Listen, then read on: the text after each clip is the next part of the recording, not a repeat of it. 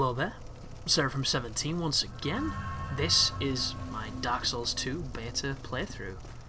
I just got murdered by skeletons, trying to do an open hand parry that I don't think exists, which is a shame, but still quite interesting. That right there was a failed riposte. I'm not too sure if I tried to do it too quickly or if the bridge interfered with the detection, as it often does in Dark Souls 1.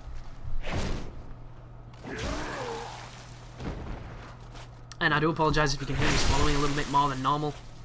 I've got a really dry throat at this moment. I've not done a commentary for a few days. I've been playing God Hand and getting my ass fisted because that game is so hard. Anybody curious where I am on it? I am on Chapter 5 on hard difficulty, and... ah, my goodness. I thought I got Drunken Twist a lot earlier than I do, so it turns out I actually have to play it legitimately, which is a lot more difficult than I really want it to be. Because I don't have a move to cheese things like the fucking demons that can kill me in one hit because I'm stubbornly not upgrading my life like an idiot. But suffice to say, that game is very hard. This game is not quite so hard, and this game's not even out yet, so there you go. So, that right there was a parry. It didn't look like one because I quite like that animation. I can deal with that one a little bit longer. I might have to use this halberd more often. That looked sweet. But this is back towards the direction of the first boss. I'm navigating the area to see if anything's different with the difficulty modifier. I was hoping it was going to put red phantoms here. Wow, look at me getting juggled. Full on just getting stun locked by this guy. So this to me feels like what Dark Souls is. This feels like what it should have been from the start. And I know I said that last video, but just watching this to me looks like Dark Souls now. You know, the enemies are catching me a lot more, and when they catch me, it means something. It's not just, you know, oh, he's hitting me, big deal. Like, this is going to be dangerous, because I'm not immune. See, half my life, got more than half my life, because I backstabbed, and I'm in trouble again. Oh, no, no! Oh, I'm alive. I don't know why I'm getting excited, although this is quite new to me, because I intentionally didn't watch this gameplay for a couple of months, so this would all be fresh, and maybe make it a bit more interesting to analyse. So when in doubt, put a tree between you and the person, then heal, and then stab him in the back with the awesome halberd. That is cool. This might be my favourite weapon, just purely for the animations on the criticals. Oh, here comes the doozy of a jump. A little fun piece of trivia for you. When you first play the game, I don't know if it's the same on the main game, but they've changed what the run button is. For some reason, they've mapped it to the clicking in the analog. Who the fuck wants to do that outside of a first-person shooter, man? Come on. That's not even cool. So the first thing I did was change it. Because as much as the jump in Dark Souls is awkward and obnoxious, I've been doing it for hundreds of hours and it's kind of all I know. But I thought I'd double-check the boss room just in case something new was there. Like, just imagine if the bosses came back. I think that's one thing I would really like on Dark Souls, an option to have respawning bosses. Or have boss enemies turn up as, like, in-game enemies. And I don't just mean, you know, Capra demons and Taurus demons. I'm talking, can you imagine Asylum demons walking around? Like a couple of Asylum demons just chilling out. That'd be so good. But there doesn't seem to be anything new on this particular area. I've come from behind on this guy. That right there was a failed halberd hit, which, if you didn't watch the previous videos, the halberd only does damage when you hit them with the sharp bit, which makes a lot of sense, but it's no doubt going to frustrate a lot of halberd users. But I think it's kind of cool, because having technique to use a weapon separates a good user from a bad one. Like, one of the reasons why katanas were hated so much was because anybody could use them and they were good in any hands. You know, if a really good player got one, they were unbeatable. If a really bad player got one, they could still kind of beat you if you got unlucky. And wow, I just got killed. Again. So this is more encouraging. That was just sloppy though, that. And I hate to be the craftsman who blames his tools, but I like to think if I'd not been using the halberd, I probably wouldn't have died then. But the point of this was to use different things and to have fun, you know. I'm not the kind of person who looks at dying as a failure. I'm just not. And I think the moment you get over death in video games, obviously, because you can't really get over death in the profound sense, because it generally means the cessation of existence, which who the fuck knows what happens then.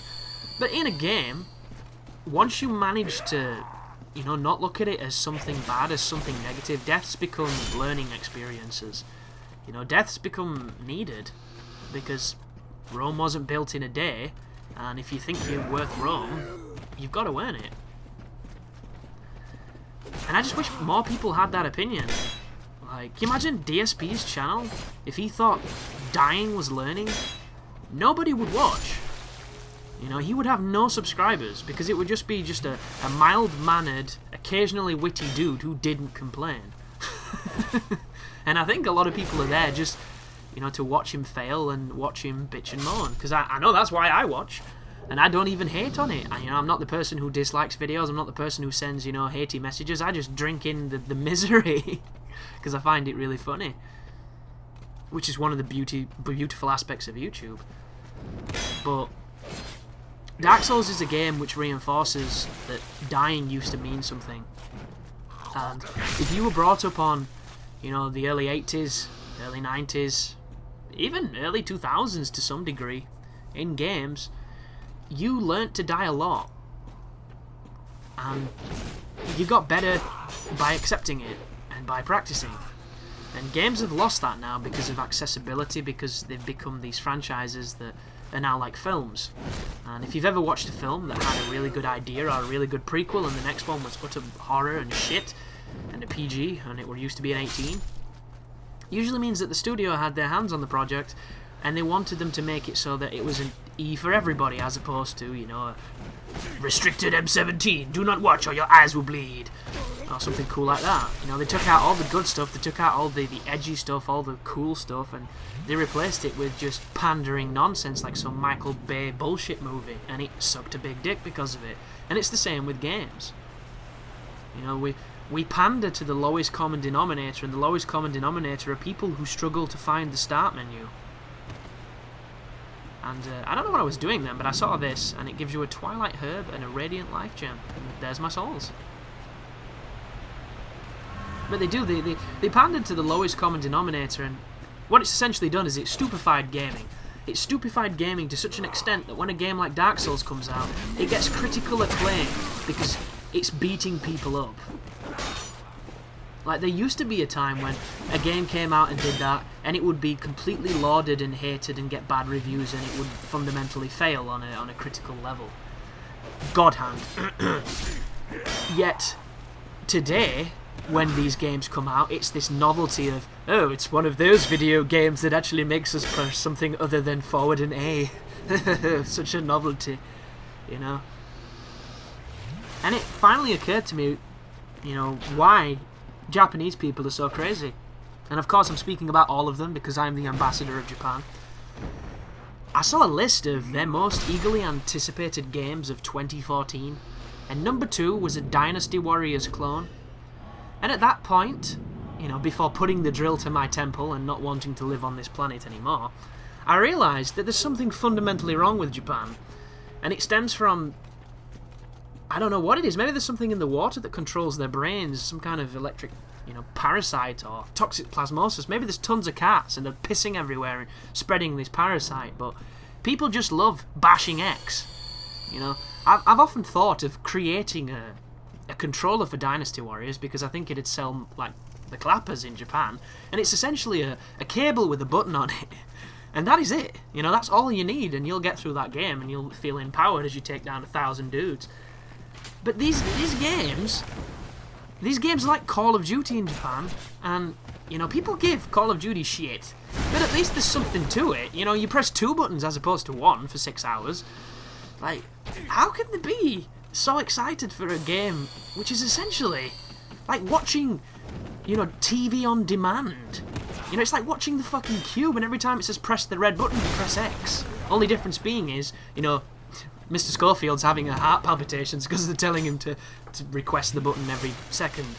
So he's like, press the button, press the button, press the button. So you just sat there mashing it like a mindless drone. But difficulty is one of my passions in games. I've got such strong opinions on it, I could probably give seminars. And if I could get into an area of game design, I think one of the areas I would love to be a part of is the balancing of a game. Because there's just not enough attention to it. You know, the games that do pay the attention it deserves are generally fantastic games. You know, anything by Platinum is generally got beautiful balance. Like, even God Hand, I'm going to talk a lot of shit about God Hand when I cover it, because it winds me up. But on a fundamental level, the game is fair. If the controls were better, it would be better. Like, I think there would be one way to fix God Hand, and that would be to have a button that activates a soft lock that turns the game into what it is now, and a button that you can toggle to turn it off. And what would happen is, you would toggle the button, say it's a soft lock on, to go into normal God Hand controls, where everything's tank controls and weird, and really good at fighting one person, but when there's 4 of them, it's just an absolute clusterfuck of you getting punched. And when you untoggle it, it would go back to being a third-person game that moves like it should move. So, if you want to get out of a place, you just disengage your lock, and you're able to run away with a good fidelity and a good camera.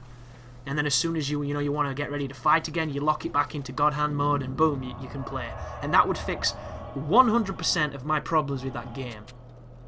Because there are times in it where you try and run away, you try and turn around, you try and do anything after an animation, and this is probably only on the hardest difficulty, but still it's a problem. You don't have time to do it. Like, there'll be an item and a healing item to your left. It'll be 5 yards from you. In any other game, you would hold one direction and press A, and you'll do it in a second, and you'll be safe while you're doing it, and it'll be simple. In God Hand, it turns the most simple, fundamental movement tasks into absolute nightmares. But this is Dark Souls 2, so I should probably talk about that. So thank you for watching, and I will see you in the final video that will be released on the final day of Dark Souls 2. And then from then on, it'll be real Dark Souls. So, fingers crossed, time to get excited.